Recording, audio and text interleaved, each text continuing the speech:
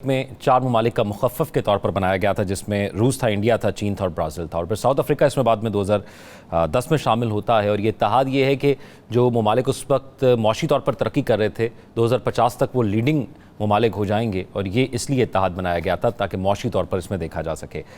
तो नजमुल साकिब साहब, क्या समझते हैं कि ब्रिक्स में इस बार न्यू क्या हुआ है और हमारे लिए इसमें क्या है?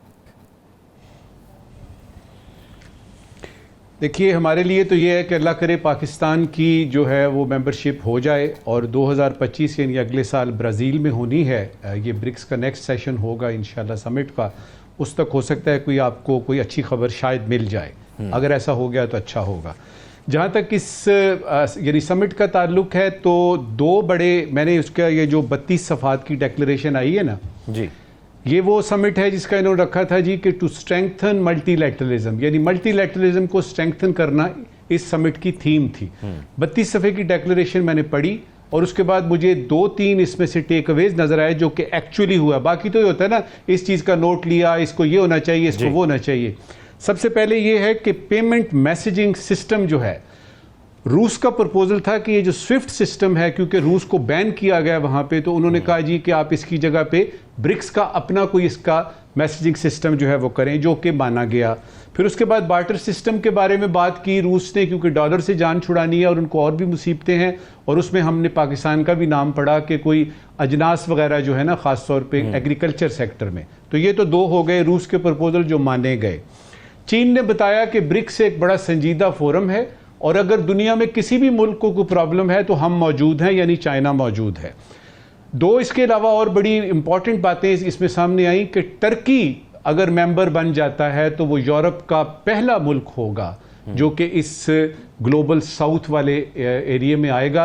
ये एक बहुत बड़ी डेवलपमेंट होगी, ये पूरे वेस्ट के लिए और ग्लोबल नॉर्थ के लिए एक लम्हा फिक्रिया है।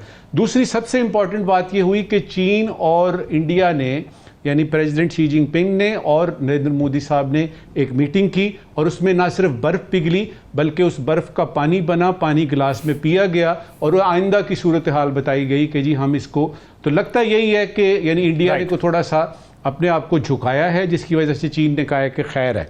आखिरी बात, ब्रिक्स आई थी इसलिए कि वर्ल्ड बैंक और IMF को जो है वो जान छुड़ाई जाए, डॉलर से जान छुड़ाई जाए। ये तो नहीं कर सके, लेकिन इसकी प्रोग्रेस जो है आहिस्ता है, लेकिन जाने वाली है बहुत आगे तक। ठीक है, आगे तक जाने वाली। राव खालिद साहब, क्योंकि पाकिस्तान को उम्मीद है, जिस तरह नजमुल साकिब साहब ने कहा कि अल्लाह करे पाकिस्तान इसका मेंबर बन जाए अगली बार में जब ये समिट होती है, तो पाकिस्तान के लिए कितना अहम हो सकता है ये?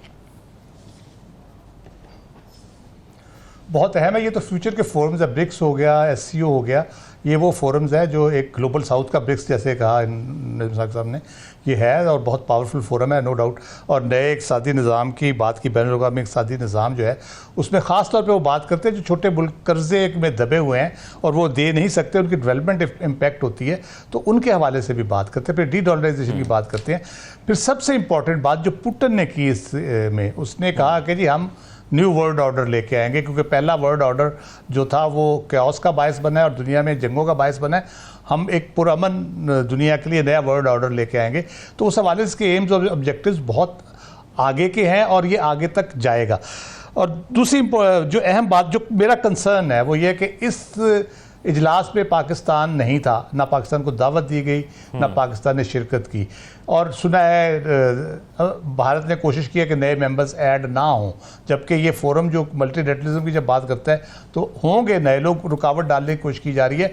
हमने बड़ा लेट इनिशिएटिव लिया और हमें थोड़ा सा उसकी वजह से प्रॉब्लम हो रही है।